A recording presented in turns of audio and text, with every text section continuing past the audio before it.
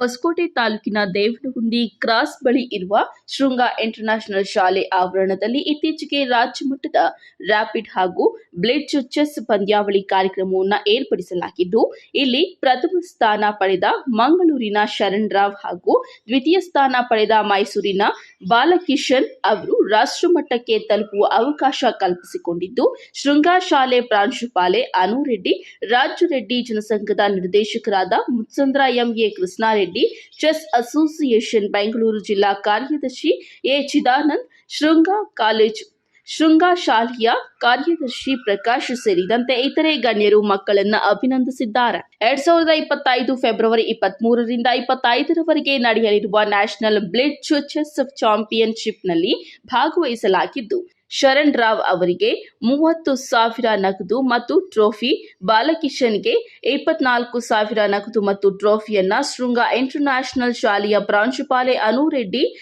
ಜನಸಂಘದ ನಿರ್ದೇಶಕ MA Krishnareddy, Karnataka chess association ಕಾರ್ಯದರ್ಶಿ ಅರವಿಂದ ಶಾಸ್ತ್ರಿ, ಮುತ್ಸಂದ್ರ ಶಿವಪ್ರಸಾದ್ ಸೇರಿದಂತೆ ಇತರೆ ಗಣ್ಯರು ವಿತರಣೆ ಮಾಡಿದ್ದಾರೆ.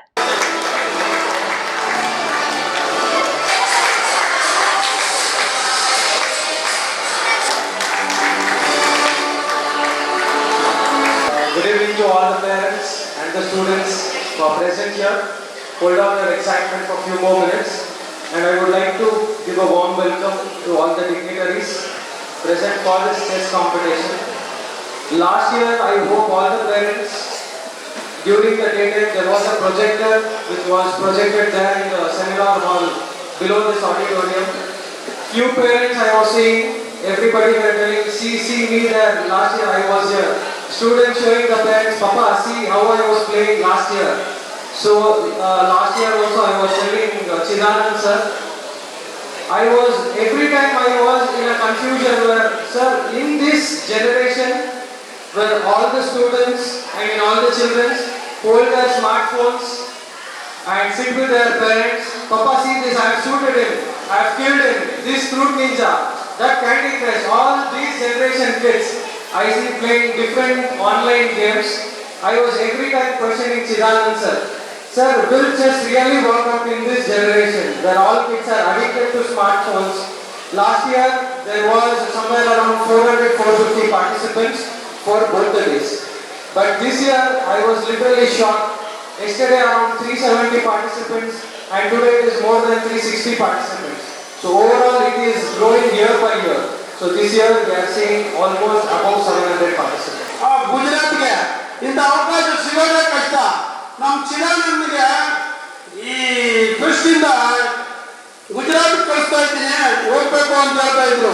ಅವರು ಸರಿ ಸರ್ ಖಂಡಿತ ಹೋಗ್ತೀನಿ ಅಂತ ಇದ್ದ. ಇವಾಗ ಏನೋ ಹೇಳ್ತಾ ಇದ್ದ. ಆವತ್ತಿನ ದಿವಸನೇ ಹೊಸಕೋಟೆಯಲ್ಲಿ ಒಂದು ಇದೇ ಕಾರ್ಯಕ್ರಮ ದೊಡ್ಡ ಮಟ್ಟದಲ್ಲಿ ಹಮ್ಮಿಕೊಂಡಿದ್ದಾರೆ. ಸುಮಾರು ಅಲ್ಲಿ 1000 ಜನ ಸ್ಟೇಟ್ ಲೆವೆಲ್ ಕಾರ್ಯಕ್ರಮ ಹಮ್ಮಿಕೊಂಡಿದ್ದಾರೆ. ಅದಕ್ಕೆ ಆ ಕಾರ್ಯಕ್ರಮ ಮುಗಿಸ್ಕೊಂಡು ನಾನು ಗುಜರಾತ್ ಹೋಗ್ತೀನಿ ಅಂತಾರೆ. ಆ ಥರ ನಮ್ಮ ಕ್ಲಾಸ್ಮೇಟ್ ಆಗಿರೋ ಚಿದಾನಂದ್ ಅವರಿಗೆ ನಾನು ನಿಜವಾಗ್ಲೂ ಸಂತೋಷ ಪಡ್ತೀನಿ. ಯಾವಾಗ ನೋಡಿದ್ರು ಆ ಜಿಲ್ಲೆ ಈ ಜಿಲ್ಲೆ, ಆ ರಾಜ್ಯ ಈ ರಾಜ್ಯ ಅಂದ್ಕೊಂಡು ಓಡಾಡ್ಕೊಂಡು ಈ ಕಾರ್ಯಕ್ರಮಗಳನ್ನು ಅಚ್ಚುಕಟ್ಟುವಾಗಿ ನಿರ್ವಹಿಸ್ತಾ ಇದ್ದಾರೆ. ಈ ಮಕ್ಕಳಿಗೆ ಇವೆಲ್ಲನೂ ಕಲಿಬೇಕು. ಯಾಕಂದ್ರೆ ನಾವು ಏನಾದ್ರೂ ಅವರ ಜೀವನದಲ್ಲಿ ಇಷ್ಟೊತ್ತು ಪ್ರಕಾಶ ಹೇಳಿದ್ರು, ನಾವು ಏನು ಸಾಧನೆ ಮಾಡಿದ್ದೀವಿ ಅನ್ನೋದು ಮುಖ್ಯ. ನಾವು ಹುಟ್ಟಿದ್ದೀವಿ, ಸಾಯಿದ್ದೀವಿ, ಅದು ಸೆಕೆಂಡ್ರಿ. ಅದು ನಮ್ಮ ಜೀವನದಲ್ಲಿ ನಾವು ಏನೇನು ಸಾಧನೆ ಮಾಡ್ತೀವಿ, ನಾವೊಂದು IAS ಆಗಬೇಕು, IPS ಆಗಬೇಕು, ಒಳ್ಳೆ ಪೊಲೀಸ್ ಆಫೀಸರ್ ಆಗಬೇಕು, ನಾವು ಯಾವುದೇ ಒಂದು ಸ್ಪೋರ್ಟ್ಸ್ ಆಕ್ಟಿವಿಟೀಸ್ ಅಲ್ಲಾದ್ರೂ ಒಂದು ಸ್ಟೇಟ್ ಲೆವೆಲಲ್ಲಿ ನೋಡಿ. ಇವತ್ತು ಕ್ರಿಕೆಟ್ ಅಲ್ಲಿ ಯಾವ ದೇಶದವರು, ಯಾವ ಡಿಸ್ಟ್ರಿಕ್ಟ್, ಯಾವ ಜಿಲ್ಲೆಯವರಾಗಲಿ, ಯಾವ ರಾಜ್ಯದವರಾಗಲಿ, ನಮ್ಮ ಕರ್ನಾಟಕದ ಒಂದು ಪ್ಲೇಯರ್ ಇದ್ದಾರೆ ಅಂದ್ರೆ ಇಡೀ ನಮ್ಮ ಕರ್ನಾಟಕದ ಕಣ್ಣು ಮುಚ್ಚಿದ ಹಿಂಗೆ ನೋಡ್ಕೊಂಡಿರ್ತಾರೆ. ಯಾಕಂದ್ರೆ ನಮ್ಮ ಕರ್ನಾಟಕದ ಒಬ್ರು ಯಾರಾದ್ರೂ ಒಂದು ಸ್ಪೋರ್ಟ್ಸ್ ಅಲ್ಲಿ ದೊಡ್ಡ ಮಟ್ಟಕ್ಕೆ ಹೋಗಿದ್ದಾರೆ ಅಂದ್ರೆ ಸಿಕ್ಕಾಪಟ್ಟೆ ಎಲ್ಲರಿಗೂ ಸಂತೋಷವಾದಂತ ಒಂದು ವಿಷಯ ಇದು.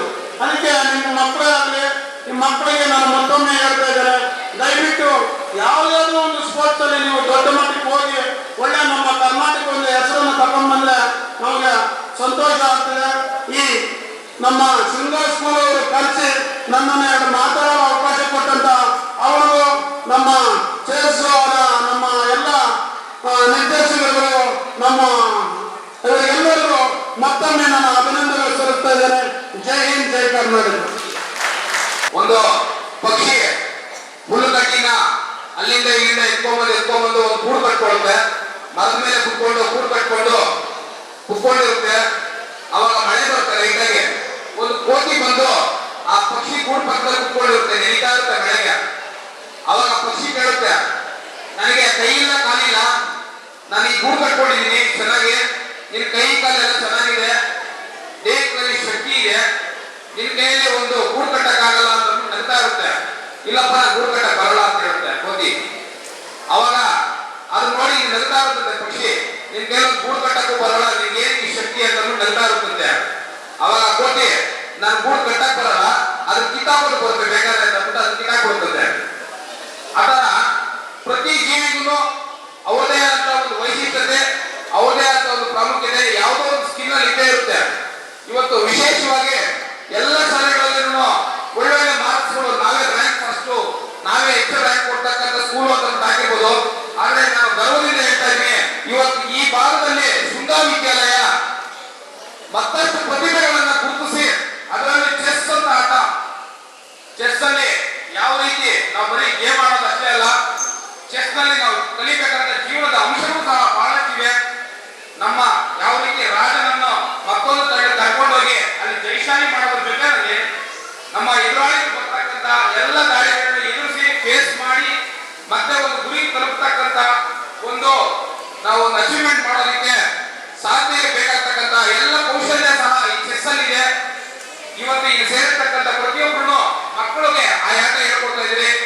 ಈ ಆಟದಲ್ಲಿ ಚೆನ್ನಾಗಿ ಆಡ್ತಕ್ಕಂಥ ಮಕ್ಕಳು, ಕಲಿತಕ್ಕಂಥ ಮಕ್ಕಳು ಜೀವನದಲ್ಲೂ ಸಹ ಮತ್ತಷ್ಟು ಮೇಲೆ ಬರ್ತಾರೆ ಅನ್ನೋ ಒಂದು ವಿಶ್ವಾಸದೊಂದಿಗೆ ಇವರಿಗೆಲ್ಲರಿಗೂ ಅವರಲ್ಲಿರ್ತಕ್ಕಂಥ ಒಂದು ಹೊಸ ಕೌಶಲ್ಯಗಳನ್ನ, ಸ್ಕಿಲ್ ನ ಪ್ರತಿಬಿಂಬಿಸ್ತಾ ಇರ್ತಕ್ಕಂಥ, ತೋರಿಸ್ತಾ ಇರ್ತಕ್ಕಂಥ, ಹೊರಗಡೆ ಬರೋದಕ್ಕೆ ಪ್ರಯತ್ನ ಮಾಡ್ತಾ ಇರ್ತಕ್ಕಂಥ ಶೃಂಗಾ ಶಾಲೆಯ ಎಲ್ಲ ಸಿಬ್ಬಂದಿ ವರ್ಗದವರಿಗೂ, ಇಲ್ಲಿ ಸೇರಿರ್ತಕ್ಕಂಥ ಎಲ್ಲರಿಗೂ ನನ್ನ ಕೃತಜ್ಞತೆಗಳನ್ನು ಸಲ್ಲಿಸುತ್ತಾ ಎರಡು ಮಾತು ಮುಗಿಸ್ತೀನಿ. ಜೈ ಹಿಂದ್, ಜೈ ಕರ್ನಾಟಕ.